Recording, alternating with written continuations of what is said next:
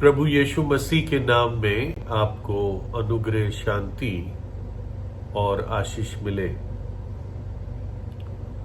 कितनी खुशी की बात है अगर एक जवान का, एक बच्चे का पालन पोषण एक ऐसे परिवार में हो जो परमेश्वर का भय मानता हो। और धन्य बात है जब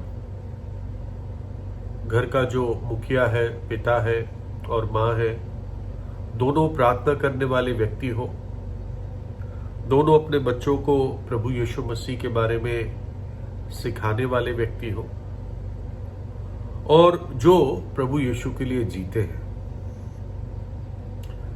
रिचर्ड सेसिल एक बहुत अच्छा परमेश्वर का दास था, लेकिन उनका शुरुआत का जीवन दुखदायी था। और वो बताते हैं कैसे उन्होंने उद्धारकर्ता प्रभु यीशु मसीह को पाया। वो बताते हैं कि जब वो एक लड़के ही थे, समझदार लड़के थे, तब उन्होंने बहुत कोशिश की कि किसी भी चीज पर विश्वास ना करें, ईश्वर को ना माने, प्रभु यीशु को ना माने, और बड़ा एक भक्तिहीनता का जीवन वो बिताता था।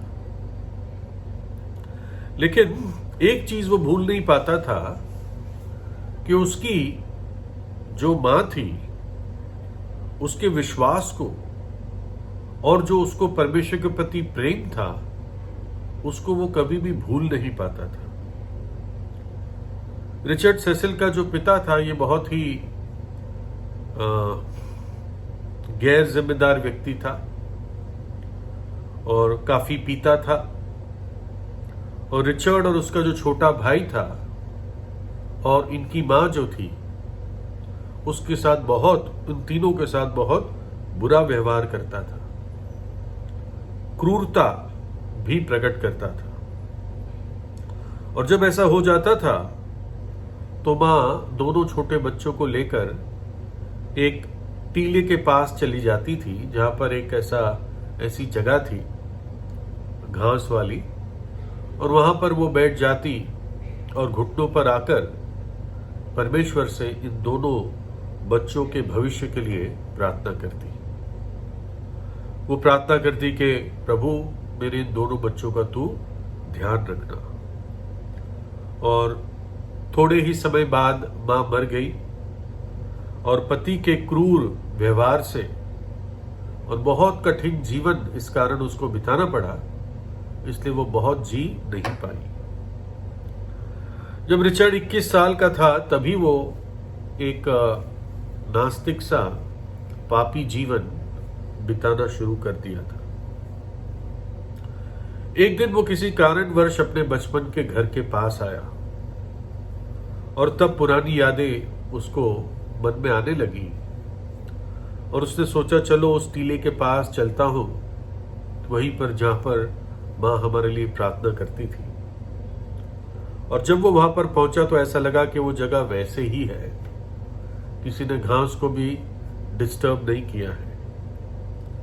और रिचर्ड वहां पर बैठ गया, और जब बैठा और खामोशी में था तो मानो कि उसको अपनी मां की प्रार्थनाएं और जिस पीड़ा से और बोझ के साथ वो प्रार्थना करती थी वहां पर, और उन दोनों बेटों के लिए प्रार्थना करती थी, वो आवाज और वो शब्द उसके कान में गूंजने लगे। उसका दिल अब टूट गया जब उसने देखा कि मेरी मां तो क्या प्रार्थना करती थी हमारे लिए, और मेरा जीवन अब कितना गिरा हुआ है, कितनी बुराइयां मेरे जीवन में आ चुकी है, और कैसे मैंने अपना दिल कठोर करके प्रभु यीशु का अब तक मैं इनकार करता रहा। और फिर रिचर्ड वहीं पर अपने घुटनों पर आ गया। उसके चेहरे पर आंसू बहने लगे, और जब तक उसने उस दिन उस समय अपना संबंध प्रभु यीशु से ठीक नहीं कर लिया, वो वहीं पर रहा, वहीं पर प्रभु से प्रार्थना करता रहा, अपने पापों से पछतावा करता रहा। और उसने कहा, जब ये वो लेख लिखता है कि मेरी माँ की प्रार्थनाएं मानो के वापस आ गई और आज मैं एक गवाह की तरह खड़ा हूं कि एक माँ की विश्वास योग्यता कैसी होती है अपने बच्चों के प्रति, और एक प्रार्थना सुनने वाले परमेश्वर का मैं गवाह हूं। एक ऐसा व्यक्ति था एफ ए मिलिस, जो एक बहुत अच्छे गायक थे, फेमस गायक थे, और कुछ समय पहले उनकी मां भी, उनका देहांत हो गया जब ये लेख लिखा गया था, उस समय की बात। और वो भी एक बहुत प्रार्थना करने वाली, प्रभु यीशु पर विश्वास करने वाली स्त्री थी। और उसके फ्यूनरल पर, आखिरी क्रियाक्रम पर, उनके बेटे एफ ए मिलिस ने ये गीत गाया। मैं तो सिर्फ अनुवाद कर रहा हूं 4 पंक्तियों का कि हे मां, जब मैं तेरे बारे में सोचता हूं तो मैं एक कदम कलवरी पहाड़ के करीब जाता हूं।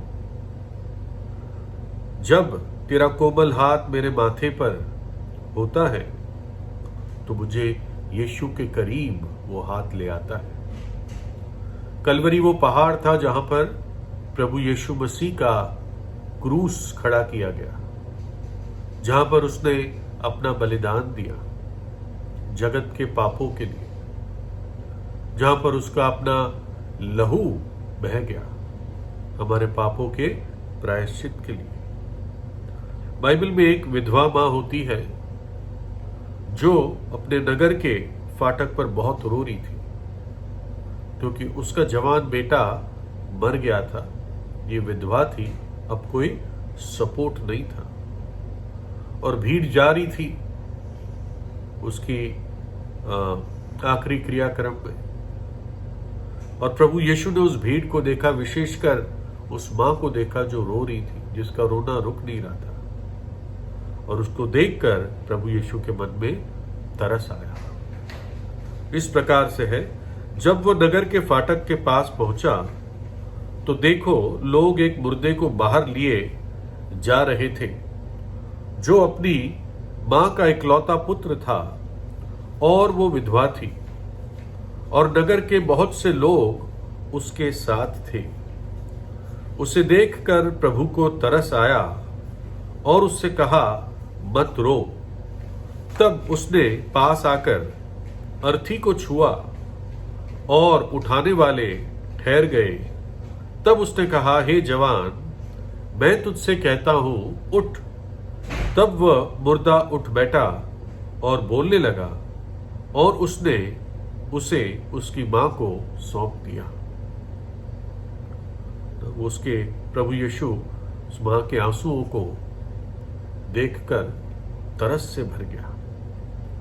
जबकि ये सारी बातें सच है एक मां के लिए, लेकिन बाइबल बताती है कि मां किसी किसी परिस्थितियों में अपने बच्चों को भी त्याग देती है। सारी माएं नहीं, निश्चित रूप से कुछ माएं होती हैं, लेकिन परमेश्वर हमें नहीं भूलता, वो हमें नहीं त्यागता। यशायाह में लिखा है, क्या ये हो सकता है कि कोई माता अपने दूध पिए बच्चे को भूल जाए और अपने जन्माए हुए लड़के पर दया ना करे? हाँ, वह तो भूल सकती है, परंतु मैं तुझे नहीं भूल सकता। देख, मैंने तेरा चित्र हथेलियों पर खोद कर बनाया है। तेरी शहरपनाह सदैव मेरी दृष्टि के सामने बनी रहती है। और ये परमेश्वर का प्रेम है मेरे और आपके लिए, हमें पाप की सजा से अर्थात नरक के दंड से बचाने के लिए परमेश्वर सृष्टिकर्ता, स्वर्ग और पृथ्वी का मालिक मनुष्य का रूप धारण करके इस धरती पर आया। प्रभु यीशु मसीह इस धरती पर आया, कलवरी के क्रूस पर अपना प्राण दिया, और यीशु मसीह ने अपने पवित्र लहू को बहा दिया, ताकि जब एक पापी विश्वास करता है, पश्चाताप करता है, तो उसके पाप यीशु मसीह के लहू में धुल जाते हैं। वो जीवित है क्योंकि वो तीसरे दिन जी उठा। लोग कहते हैं, आलोचक लोग कहते हैं, अरे इस पे क्यों विश्वास करते हो, ये तो मर गया, ये तो मर गया। अरे वो मरा मनुष्य जाति के पाप के लिए, लेकिन वो आगे की बात क्यों नहीं बताते। वो तीसरे दिन मृतकों में से जी भी उठा।